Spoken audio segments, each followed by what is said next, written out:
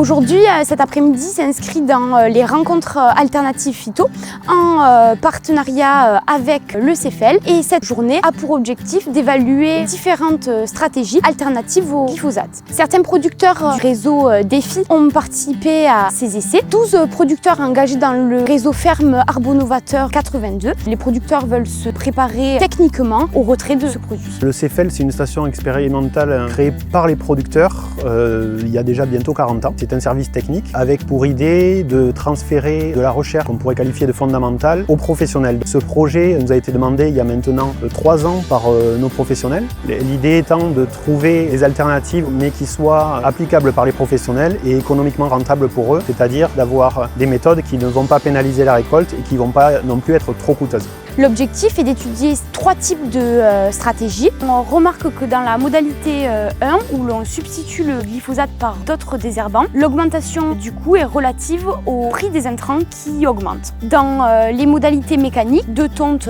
ou de fraise, l'augmentation du coût est due au temps de travail beaucoup plus conséquent que pour le désherbage chimique, mais également à une grande consommation en gasoil. La modalité mixte, elle, se situe à l'intermédiaire entre la modalité de substitution et les modalités mécaniques. Dans le cadre de ce projet d'expérimentation, travailler en collaboration avec les producteurs du réseau Défi pour avoir leur retour sur la praticité de la méthode, sur le retour technique et l'appréciation positive ou négative de certaines nouvelles méthodes par les professionnels. L'arrêt ou la diminution du glyphosate va donc entraîner des itinéraires techniques plus complexes, plus coûteux, plus chronophages et qui demandent également une main-d'œuvre plus qualifiée.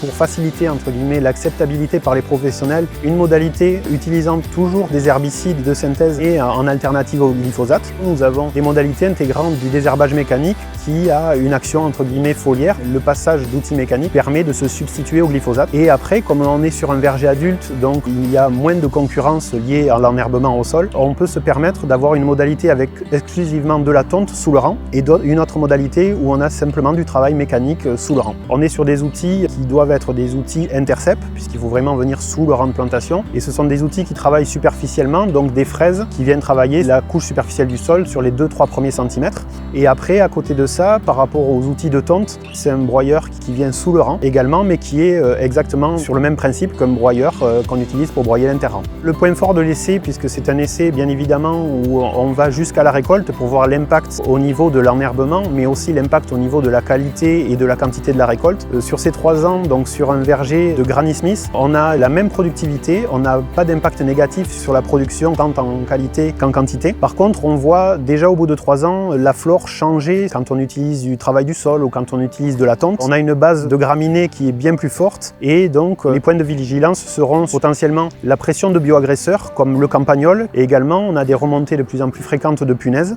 Chez les producteurs du réseau Défi, nous allons continuer à travailler les alternatives au glyphosate, notamment en jeune verger où l'enjeu est encore plus grand qu'en verger adulte. Parce que ce sont les conditions les plus extrêmes, entre guillemets. Nous connaissons maintenant les quantités autorisées glyphosate à venir et nous allons donc travailler sur cette unique application du glyphosate avec les producteurs. Ce sont des journées très riches et c'est toujours le bon moment pour faire le point avec nos professionnels sur la pertinence de nos expérimentations. De nombreuses journées techniques ou démonstrations, donc soit des présentations de matériel agricole ou des présentations de résultats d'essais ont lieu au cours de l'année, sont ouvertes à tous et bien sûr dans un premier temps aux agriculteurs pour favoriser l'échange entre pairs.